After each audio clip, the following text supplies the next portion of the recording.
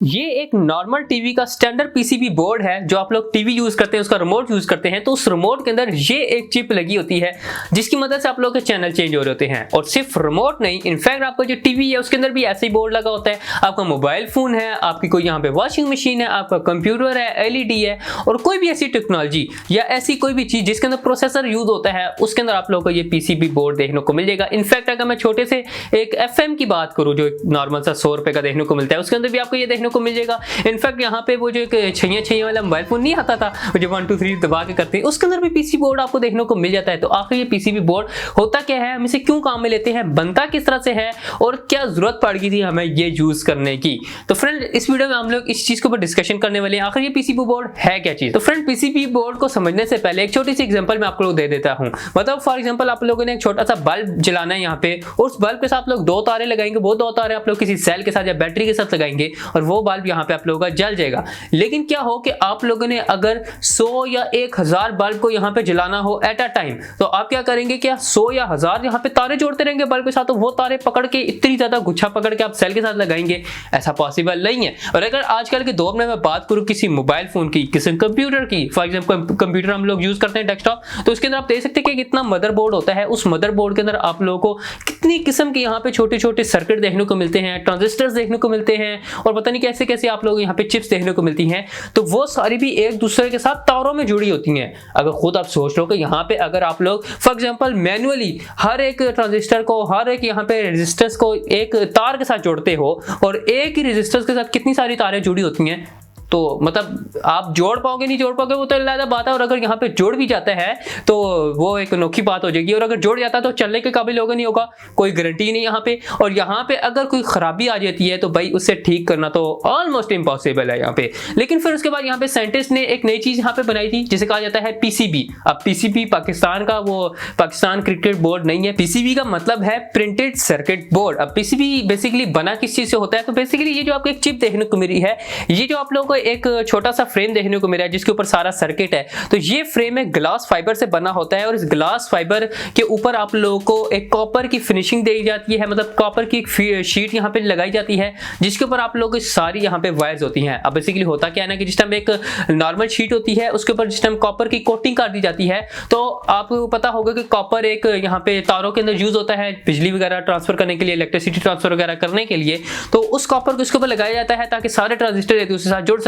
अब एक ही कॉपर पूरी शीट के ऊपर लगा हुआ है तो हर ट्रांजिस्टर एक दूसरे के साथ काम किस तरह कर रहा होता है। तो फ्रेंड बेसिकली होता क्या है कि जिस टाइम कॉपर लगा दिया जाता है तो फिर उसे मशीन के अंदर एक मास्किंग की जाती है। मतलब जिस काम के लिए एक स्पेसिफिक बोर्ड बनाया जा रहा है उस बोर्ड की कंप्यूटर के अंदर एक पीसीबी सॉफ्टवेयर भी आता है, आप लोग उसे डाउनलोड करके यूज भी कर सकते हैं, चेक भी कर सकते हैं। तो उसके ऊपर मास्किंग की जाती है, डिजाइन पूरा बनाया जाता है उस चीज के लिए। फॉर एग्जांपल इस रिमोट के लिए एक पीसीबी यहाँ पे मास्किंग की जाएगी, तो सारा बताया जाएगा कि यहाँ पे इस तरह से होल होंगे, यहाँ पे इस तरह से तारें जुड़ी जाएंगी, और फिर वो मास्किंग एक शीट उस मशीन के नीचे रखी जाती है। फिर वो एकदम से मशीन आती है, प्रेस वगैरह होती है, और आसपास के जितने भी कॉपर होते हैं वो उसके ऊपर से रिमूव कर दिए जाते हैं। सिर्फ वो जो तारों वाली जगह जो आपको यहाँ पे पतली पतली जो ग्रीन तारें नजर आ रही हैं, ये जो ग्रीन तारें होती हैं बेसिकली इसके नीचे आपको कॉपर देखने को मिलता है। अब ये कॉपर ही होता है जो आपकी करंट एक दूसरे के साथ ट्रांसफर कर रहा होता है। अब आप लोग जो कंप्यूटर होते हैं उसके अंदर कॉपर देखने को मिल जाता है। इसी तरह के यहाँ पे सर्किट बना होता है। जितनी वॉशिंग मशीन वगैरह जितनी भी मैंने शुरू में आप लोगों को फॉर एग्जाम्पल के तौर पर चीजें बताई थी, उन सर के अंदर आप लोग को इस तरह का पीसीबी बोर्ड देखने को मिल जाता है। अब फ्रेंड ये पीसीबी बोर्ड वन साइडेड भी हो सकता है, मतलब शीट के सिर्फ ऊपर वाली साइड पे आप लोगों को कोटिंग कर दी जाएगी जिस तरह से इस रिमोट की है। मतलब बैक साइड पे आपको किसी किस्म की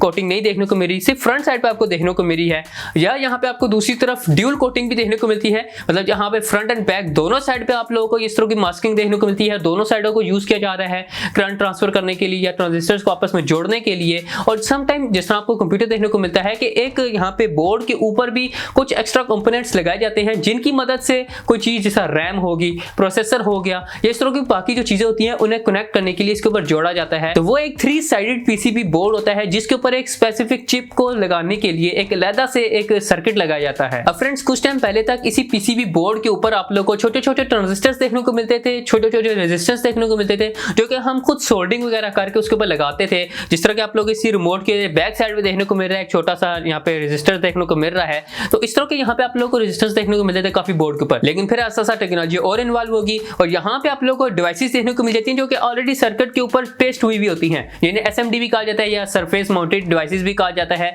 जो कि उसी रेजिस्टेंस का या उसी ट्रांजिस्टर का एक छोटा फॉर्म है लेकिन वेल एफिशिएंट है, जिसको यूज किया जाता है पीसी बोर्ड के ऊपर। जिस टाइम हम मास्किंग करते हैं तो ऑलमोस्ट साथ ही उसको यहाँ पे जोड़ दिया जाता है। लेकिन फ्रेंड्स अब यहाँ पे एक और सवाल आ जाता है, शायद आप लोगों ने देखा भी होगा कि पीसीबी बोर्ड के ऊपर आप लोगों को जो वायर्स होती हैं वो टेढ़ी मेढ़ी क्यों दिखती हैं, मतलब प्रिंटेड वायर ऐसी ऐसी टेढ़ी मेढ़ी क्यों जाती हैं। हम लोग सीधा उसे जिस ट्रांजिस्टर से लेके जिस ट्रांजिस्टर के साथ जोड़ना होता है उसे यूं यूं यूं यूं करके क्यों जोड़ते हैं, सीधा यूं करके क्यों नहीं जोड़ते थे। तो उसका रीजन क्या है फ्रेंड, यहाँ पे अब फॉर एग्जांपल मैं आपको इजी करके समझाने की कोशिश करूं कि जो ट्रांजिस्टर्स होते हैं, अगर मैं कंप्यूटर के एग्जांपल लेता हूं, मदरबोर्ड की एग्जांपल ले लेता हूं, तो हमने एट अ टाइम सिग्नल को पहुंचाना होता है किसी एक स्पेसिफिक चिप के अंदर। फॉर एग्जांपल ये एक चिप है और ये एक चिप है, अब यहां से यहां पे सिग्नल पहुंचाना है और 4 सिग्नल इसे पहुंचने हैं, एक यहां से पहुंचना है, एक यहां से पहुंचना है, एक यहां से पहुंचना है। तो अब जो ये जो करीब वाली चिप है इसका सिग्नल तो इसके पास जल्दी पहुंचेगा, लेकिन इसका सिग्नल और इसका सिग्नल थोड़ी बहुत देर से पहुंचेगा। हमें तो ये दिखेगा कभी करंट एकदम से ट्रांसफर हो जाती है, लेकिन कंप्यूटर फॉर्म के अंदर आप लोगों को ये सिग्नल थोड़ी देर से पहुंचेगा, बहुत ही मिली सेकंड्स में टाइम चला जाएगा। लेकिन अगर हम इसके जो सिग्नल की वायर है उसे हम यूं घुमा के इधर तक पहुंचाएं जितनी देर में इसकी वायर पहुंचती है, तो हमारे चारों सिग्नल एट अ टाइम पहुंचेंगे, जिसकी वजह से यहाँ पे आप लोगों को जो वायर्स होती हैं वो टेढ़ी मेढ़ी करके दिखाई जाती हैं। अगर आप लोगों ने कभी नोट किया होगा तो यहाँ पे आप लोगों को 90 डिग्री कभी भी नहीं देखने को मिलता वायर्स की कट के अंदर, मतलब यहाँ पे 45 डिग्री के कट को यूज किया जाता है, 90 डिग्री के कट को इसको यूज किया जाता है ताकि आपका सर्किट यहाँ पे खराब ना हो जाए, वो सरफेस से उखड़ ना जाए ताकि खराब ना हो जाए, इस वजह से 45 डिग्री को यूज किया जाता है। और कभी छोटी वायर होती हैं, कभी वायर बड़ी होती हैं, मतलब जो प्रिंटेड होती है वो इसी वजह से होती है कि कभी हमने वोल्टेज ज्यादा भेजनी होती है, कभी कम वोल्टेज भेजनी होती है, तो वो जो वायर्स होती हैं, वो जो प्रिंटेड वायर्स होती हैं वो डिसाइड कर रही होती है कि मैंने करंट अगले रेजिस्टर तक या अपने ट्रांजिस्टर तक किस तरह से पहुंचानी है। तो ये सारा पीसीबी का इस तरह से काम हो रहा है। अब मैंने अपनी तरफ से पूरी कोशिश की कि मैं आसान से आसान करके आप लोगों को समझाने की कोशिश करूं, होप्स हो कि ज्यादा कोई इन डेप्थ नहीं गई होगी, होप्स हो कि नहीं गई होगी, मुझे यकीन है मैंने कोशिश की है। लेकिन अगर आप लोगों को फिर भी कोई प्रॉब्लम हुई है तो एक दफा दोबारा से वीडियो देख लें, फिर भी नहीं समझाई कमेंट में जाकर बता सकते हैं। वेल अगर वीडियो अच्छी लगी वीडियो को लाइक कर सकते हैं, आपका कोई भी क्वेश्चन है नीचे जाकर कमेंट में बता सकते हैं, चैनल को सब्सक्राइब कर सकते हैं अगर आप लोगों को इस तरह की और वीडियोस देखनी है इसी चैनल के ऊपर। मैं फ्रेंड्स आप लोगों को किसी इंटरेस्टिंग वीडियो में, तब तक के लिए अल्लाह हाफिज़।